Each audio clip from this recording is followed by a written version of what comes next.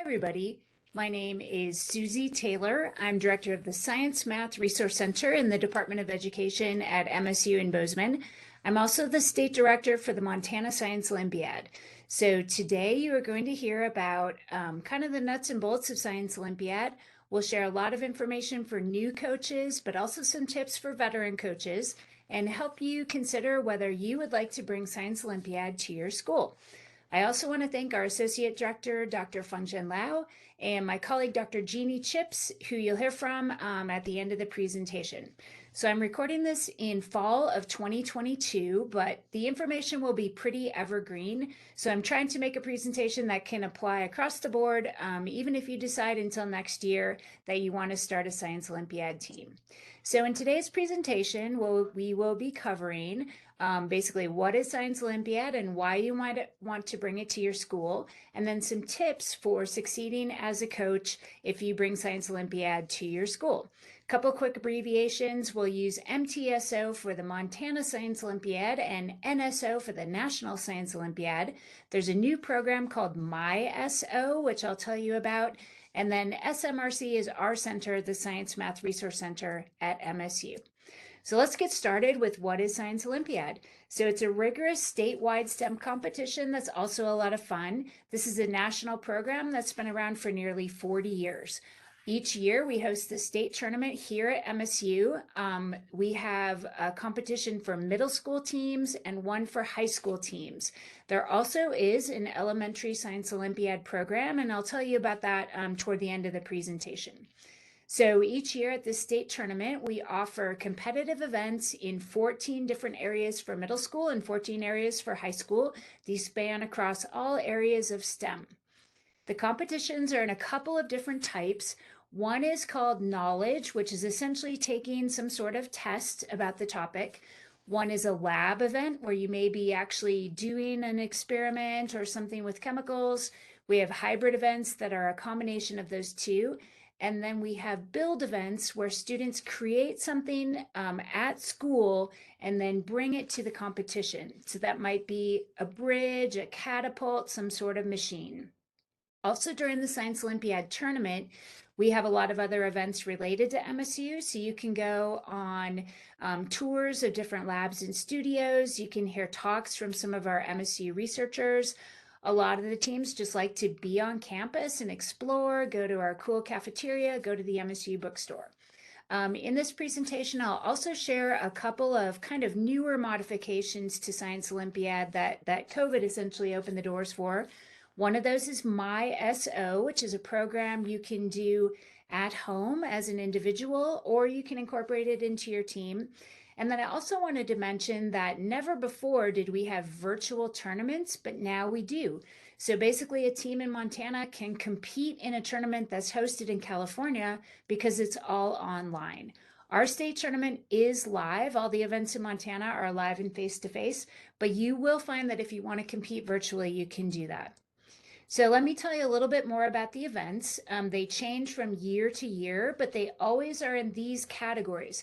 There's life, personal, and social science, earth and space science, physical science and chemistry, technology and engineering, and inquiry and the nature of science. We pick 14 events for middle school, 14 for high school, and you'll have to look each year to see what those events are. Right now in mid-September of 2022, they are posted for this season. Just a couple examples of the type of events that are hosted in Science Olympiad: anatomy and physiology, astronomy, chem lab, code busters, meteorology, rocks and minerals, and a fun event we do every year called Write It, Do It. Students are broken into a team of two. One student sees kind of a piece of art or some sort of sculpture and has to write the instructions for how to recreate it. Then the other student reads those instructions and has to recreate it to the best of their ability. Here's a little bit about teams. So Science Olympiad is a team competition. It's a little bit like a track meet where you bring a bunch of students, but they're competing in different areas. So we offer Division B, which is middle school, that's grades 6 through 9, and Division C, which is high school, grades 9 through 12. If you are a school where that overlaps at 9th grade, you would have to decide whether those 9th graders are on a B team or a C team. Each team can have a maximum of 15 students plus 2 alternates. You don't have to have that many. In fact, many of our teams are much smaller than that. But if you're a school with a really big program and you have far more than 15 students, you can actually bring a varsity team and a JV team. Quite a number of our bigger schools do that. Just a note though, a student has to be on one or the other of those teams. They can't do anatomy and physiology on the varsity team and then meteorology on the junior varsity team. They have to pick one or the other. Here's a little bit about the events. I mentioned that we host 14 events in each division in Montana. The national level has 23 events, so you want to be really careful when you look at the national website to know we're not offering all of those events. It's really a shame when I hear that students have been practicing for an event that we don't host in Montana, so you just want to be really careful to check the Montana website. Most of those events for 2 people, a few of them are for 3. I'll show you in the rules manual how to find that out. And you can only enter each event once. So with your team of 15 students, you're going to pick which 2 are doing anatomy and physiology. You can't have 2 pairs doing that same event. Each student typically does 2 to 4 events. We only have 4 event blocks, so you can't do more than 4, but it's totally fine to just do 1. Basically, you can earn a medal, a gold, silver, or bronze in any of those events. So some students just like to really concentrate on one event and try to do their very best, whereas other students are trying to compete across multiple events and trying to win a lot of medals as well as points for their team. So you as a coach would have to figure out, oh yeah, these 2 students are really awesome at building a catapult. I'm going to put them in this event. These 2 students are really great at astronomy. They're going to be in this event. And as I mentioned, you can earn a medal in every one of those events. Here's a little bit about the timeline. So the Science Olympiad used to be hosted in the week before Thanksgiving at MSU. COVID changed that schedule as that entire week is now a holiday at MSU, and we don't have the volunteers that we need to run the event, so we do it in the spring. In September, we post what the events are for the year. We open up team registration in October. You can register your team at that time, although you don't have to. Some teams start practicing right away in the fall. Others might wait until January. But basically, the team registration will close somewhere about February, and then we'll be hosting that tournament probably in March or April. We do have a fun STEM night at the Museum of the Rockies on the night before the competition. That's open and free to any of the teams, especially if you live quite far from Bozeman and need to spend the night before. That's a really great option for you to have something to do the night before. And then the national tournament is hosted in May. The top middle school team and the top high school team from Montana go on to that national competition. As I mentioned, those top 2 teams go on to national competition. In 2023, that national tournament is in Wichita, Kansas. So here's a little bit about why you might want to bring Science Olympiad to your school. So basically, this is an event for students who love science. Maybe they're not on a sports team, maybe they're not in the band, although we do get a lot of crossover. A lot of teachers tell us that they have students who don't consider themselves STEM students, but are really interested in being part of a Science Olympiad team. They're studying pretty high-level material. They gain skills in research and writing and teamwork, and it's a really great activity to have on a scholarship application or your student resume because it's quite well known in the STEM community. A lot of people recognize the rigor that goes into being a Science Olympian. Here's a little bit more about why you might want to bring it to your school. It really helps those STEM students kind of get that extra boost in something that they're interested in, but it tends to attract all types of students. It really gives you pride for competing in an intellectual event and that self-esteem for being part of a team and sometimes working very closely with a partner. For you as a teacher, it can really complement the activities you're doing in the classroom. And you're competing as a school, so it really strengthens that school spirit just in the same way that everybody gets behind the football team or other competitive teams. So speaking of teams, students are competing as individuals so they can earn those medals in gold, silver, and bronze, along with sometimes a partner, or they compete by themselves. But really what's important is that they're collecting points for their school team overall. They're competing for their school. So those teams are supported by students and parents and community members and others in the school and the community. As I mentioned, it's not just for science kids. There's all kinds of skills at work. There's building, there's making, creating, research and writing, and learning about how to solve problems, how to work with other students on something that's pretty difficult and lengthy. Here's some tips for succeeding at Science Olympiad, especially if you're new. This will be helpful to anybody who's a coach. So you want to advertise your team as early as you can. Like I said, some teams are already advertising and practicing and working, but you don't have to do that at this time. You can do it later in the year, whenever you're ready. A lot of coaches like to have an informational meeting where they kind of explain what it is. Some schools actually have tryouts for their team. They have so many students who are interested. If you're new, you may not have that issue and you can accept everybody. That's really up to you and seeing how many students are interested in it. And again, if you have such a big program that you need a JV and a varsity team, that's totally okay too. Here's a few more tips for coaches. Like I said, we offer 14 events for middle schoolers and 14 for high school. You don't have to compete in all those events. You can really find out who's on your team. What are they interested in? Are you trying to have fun? Are you trying to earn medals? Is it a combination of all of that? Some of the events are easier to prepare for than others, and we can help you kind of walk you through that if you have some questions. But really, it's going to depend on what your students are interested in. Remember that students can compete in up to 4 events, but they can just compete in one if they want to. The rules manual is going to be your friend, and I'm going to show you an example of what that looks like. They're available for free download on the national website. You're going to want to make sure you have the rules manual for this year. You're also going to want to make sure that you have the correct Division B for middle school or Division C for high school. You really want your students to study those rules manuals. It really helps them understand how the competition works. They'll find out if they have to bring special equipment. Sometimes they can bring something with them, like some notes, and that may be as big as a 3-ring binder or as small as a 1 piece of paper, but that rules manual will help you know what that is. Here's an example of the rules manual. This is actually an older one, so don't use this. You always want to use the one that's the most current. This is for an event called Crime Busters, where students are presented with a story of a crime and they have to solve it using kind of some of their skills of deduction, but also doing some chemical analysis, maybe looking at a hair sample or something like that. So each event will have a page kind of like this. You will see how many students can compete. It's usually 2, but occasionally 3. It doesn't have to be 2 or 3. It can just be 1, although it's always better to have a partner. It's just kind of cool to have that other person to work with. It'll tell you what safety protection is needed. In this case, you need to have some eye protection.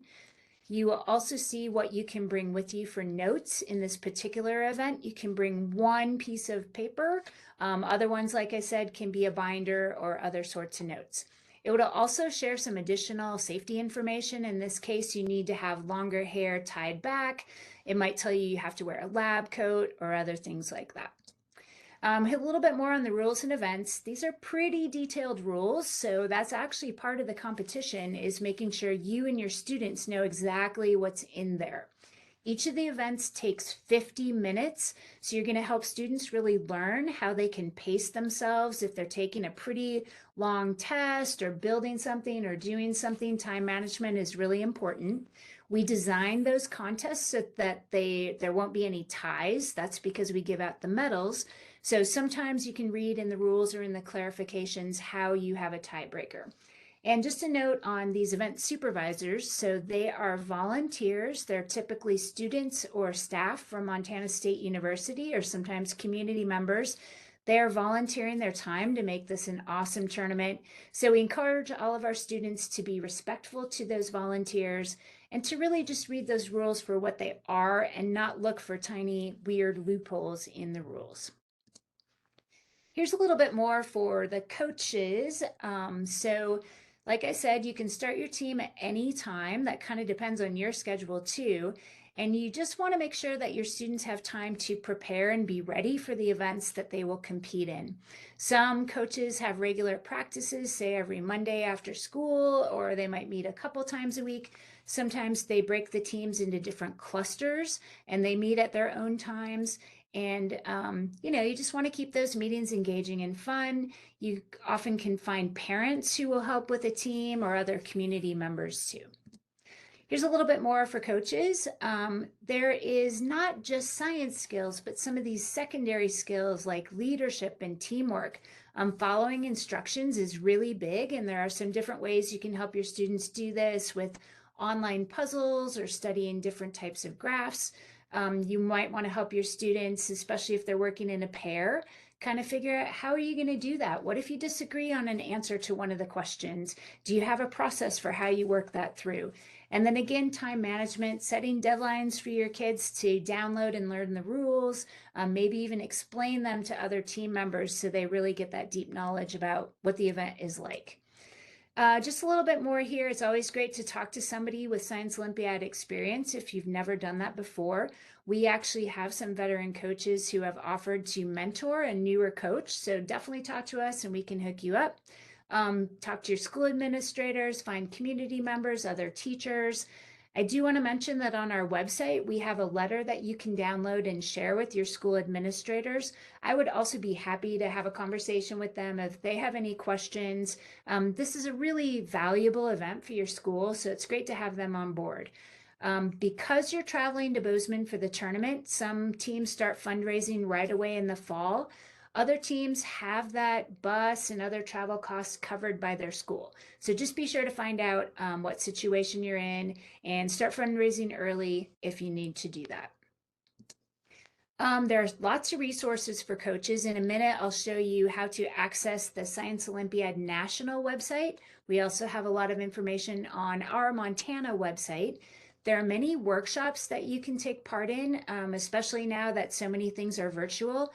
You can take part in a coach workshop from any state. You just want to be sure that you're, again, looking at the events that we host in Montana. But really, the advice that they would give to coaches would apply whether you're taking a workshop from Illinois or Vermont or anywhere.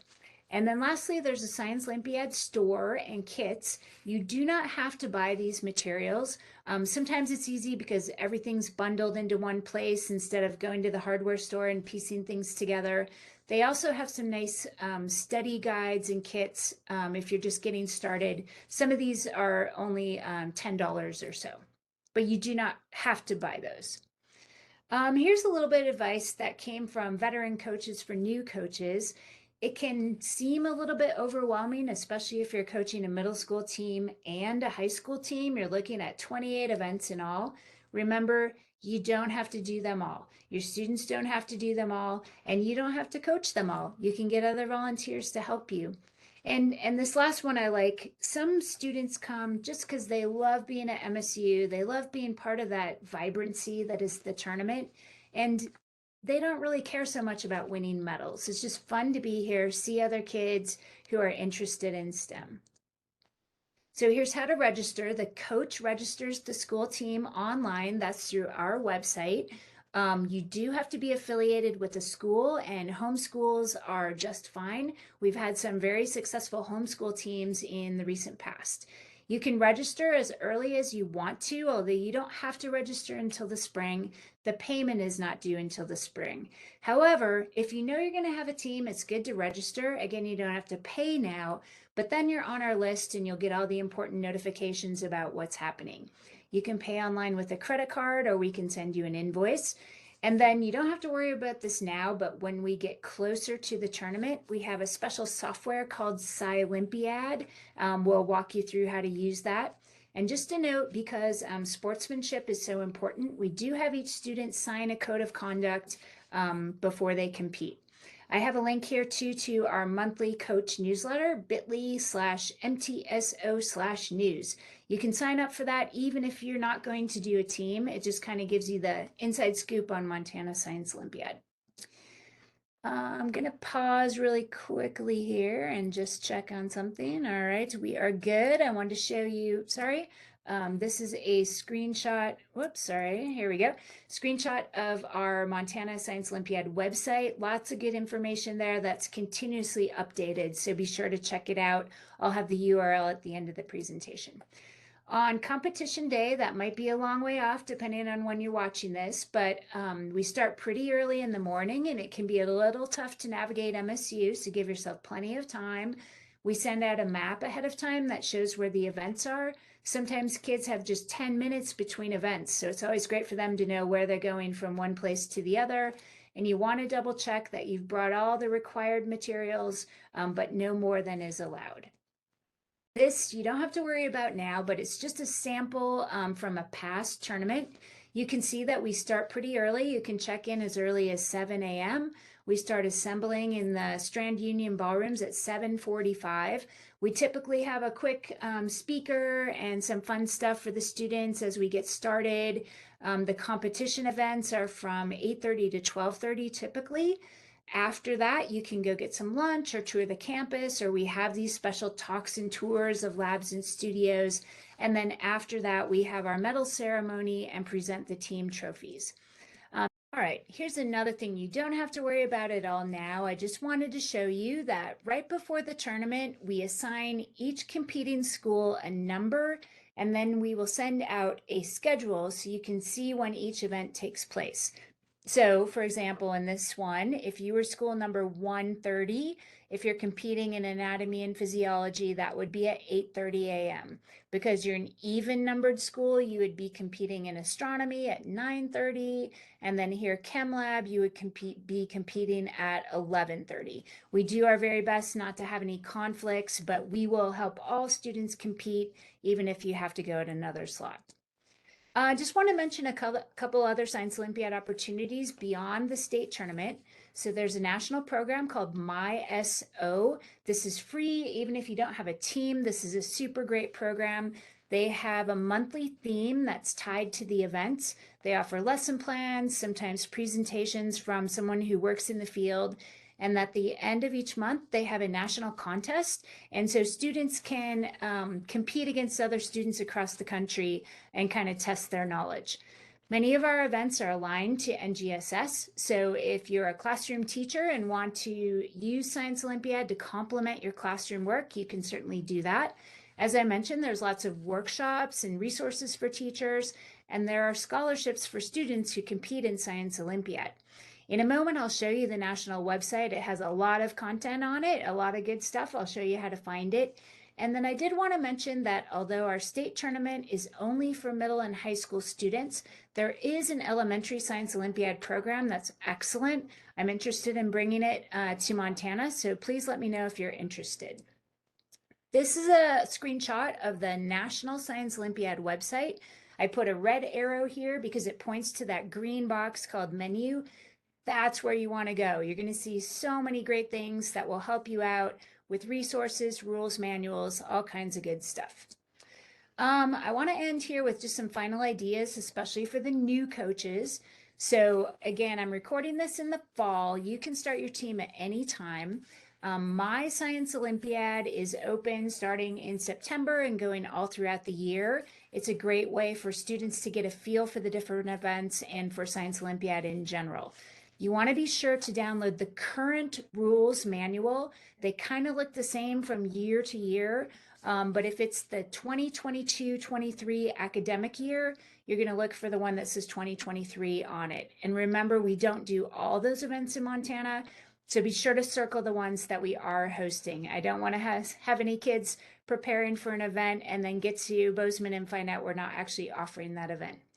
You can start small. A lot of teams come and just compete in a couple of events. We've had teams with just 4 kids. They just want to get a feel for it and see how that goes. That's totally fine. Here's another option. If you just want to check it out as a teacher and a coach, you can come and be a volunteer with us on tournament day. And then here's a couple ways to follow along with what's going on. Our Facebook page is MSU SMRC.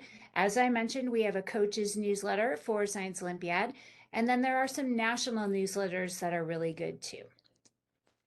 I just want to leave you here with some contact information. I'm Susie Taylor, taylor@montana.edu. You can see Dr. Fengchen Lau and Dr. Jeannie Chipps are here as well.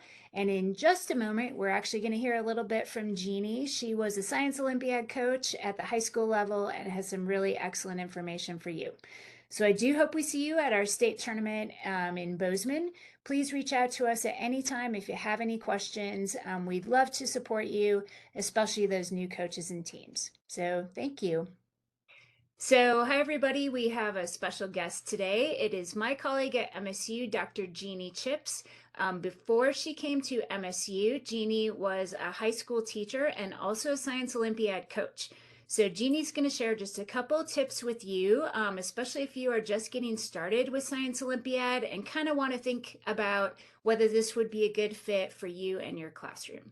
So Jeannie, why don't you start off just by giving us a little bit of history as a coach? Which level of team did you coach, for how long, and did you start the team or did you come into a team that already existed?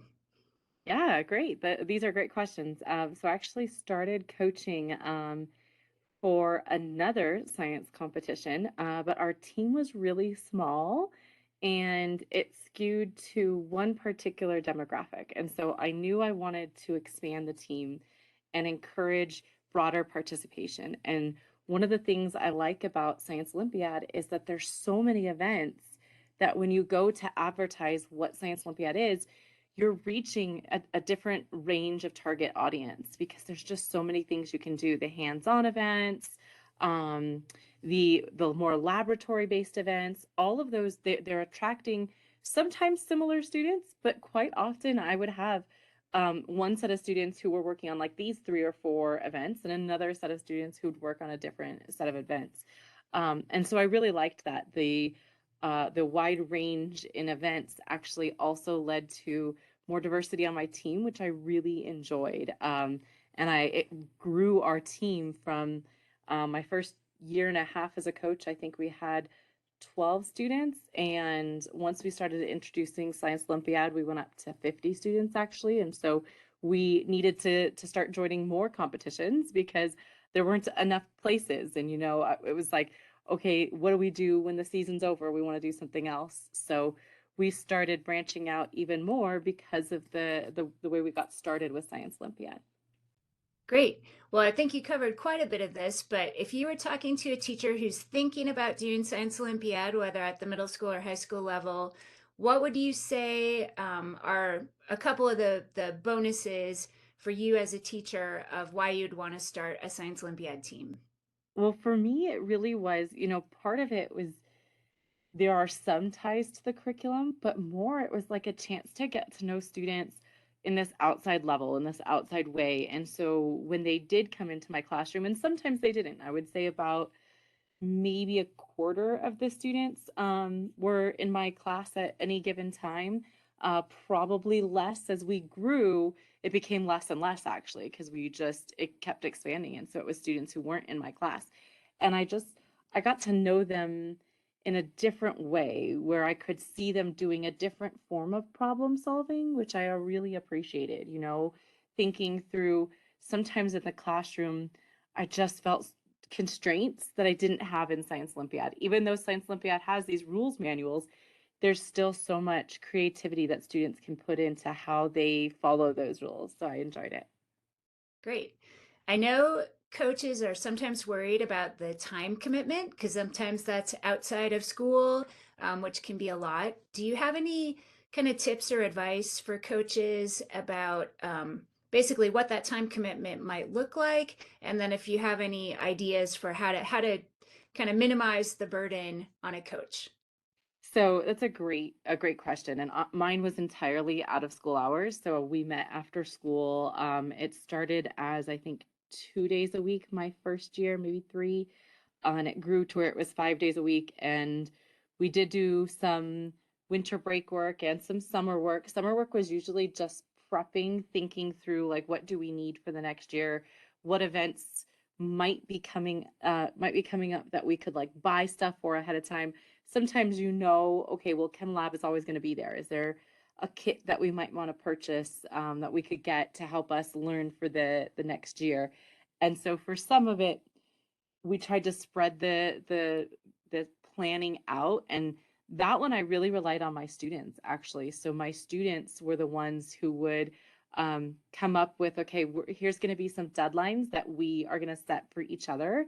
And the captains are going to do these check-ins. And so my students had to maintain a Science Olympiad notebook, and the captains would be checking that in. So they would bring problems to me. And so I would then, be the counselor and the cheerleader for students who were struggling, but I wasn't doing the check-ins. That's where my captains were involved. And they sometimes use systems like Trello or other online tools to manage that. Other times they just did it, in person, looking at the notebook. So I think getting the students involved in that discussion of what sort of norms do we want as a team to ensure that we're all supporting each other and helping each other out, but still meeting those like deadlines that need to be met. I think getting the kids involved really helped. Um, it was a bit of a family affair for me. My husband was also at the campus I was teaching at, so he would sometimes help out with the computer science related topics. And then, I'd pick up my daughter from daycare and bring her back to practice every now and then. If we had a Saturday workshop, she'd be there with me about half the time. So it really was about making it a community for the students so they wanted to be there more often than not. That's hard if they're doing other events. There were some years where we really did try to focus on, okay, if you're doing a spring event, can you make sure it's not going to conflict with the date? But you just gotta have to be patient and recognize that these are developing humans who want to do a bunch of stuff, and working with them to make sure that they get out of it what they want out of it is, I think, the most important. Great. I know I've heard from coaches when they first enter Science Olympiad, it can be a little bit overwhelming with the rules and the manuals and the logistics. Is there anything that you learned along the way that you wish you knew when you first started being a coach? Not really. I feel like, yes, the rules are there, but you're going to have to be forgiving of yourself and your students because you're going to miss something.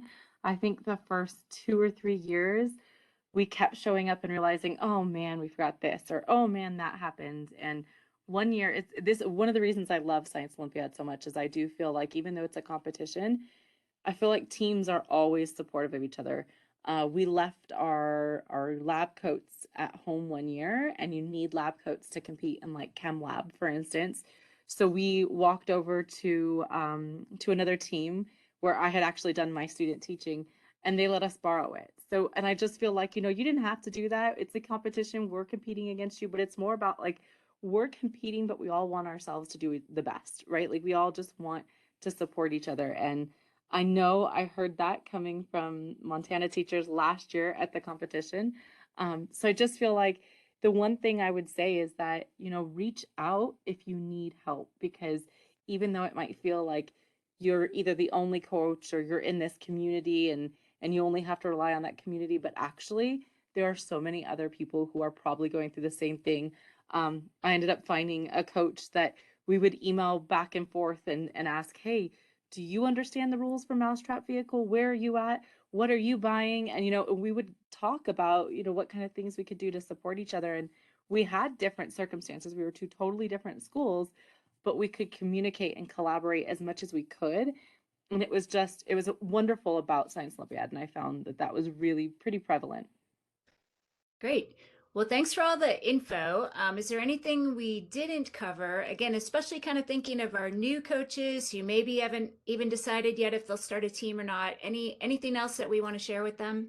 I would say just dive in and recognize that your first couple of years, it's okay to do what you're comfortable with. You would be surprised how much the students get into it, and they're going to start bringing you to the level you need to be at, right? I think for me, the build events in particular were somewhat foreign. And I was like, oh my gosh, how are we going to do this? What am I going to need? And it all of a sudden the students started saying, okay, Chips, we've got these 4 things and we need to buy this, this, and this. And here's the reason why. And they just started justifying everything. And it was incredible because they really took that ownership on themselves. So if you are at a place where you think, I felt really comfortable with anatomy, physiology, with chem lab, with some of the more lab-based activities because that's my comfort zone. Um, and so I felt like I could guide those ones. And I think by showing them how I might approach those types of activities, they were then able to take ownership of the events that I said, that's I don't know much about it. How can I help you figure that out yourself? So as a new coach, don't feel like you need to be an expert on everything. You will eventually get to where you know way more about topics you didn't realize you were going to understand at all. But it'll build over time, and let the students be a part of that process really authentically. Awesome. And I'll reiterate too, as I said in my presentation, you don't have to compete in all the events the first time or any of the times. We've had teams that come with just 5 kids. They compete in 3 events. They get to hang out with other students. They get to be at MSU, meet some of our students and faculty. So I think it's totally okay to start small and then kind of grow from there. Yeah, I think that's also a really great point that the day of the Science Olympiad competitions are just they're so special. Feeling the energy from everyone and seeing all the students run around and really get engaged in college life and in science, it's a blast. It's really incredible. Awesome. Well, it was great having you, Jeannie. For those of you coaches who end up doing Science Olympiad, we'll see you at the Montana State Tournament. You will get to meet Dr. Jeannie Chipps, and we hope to see you there. Bye, everyone. Thank you.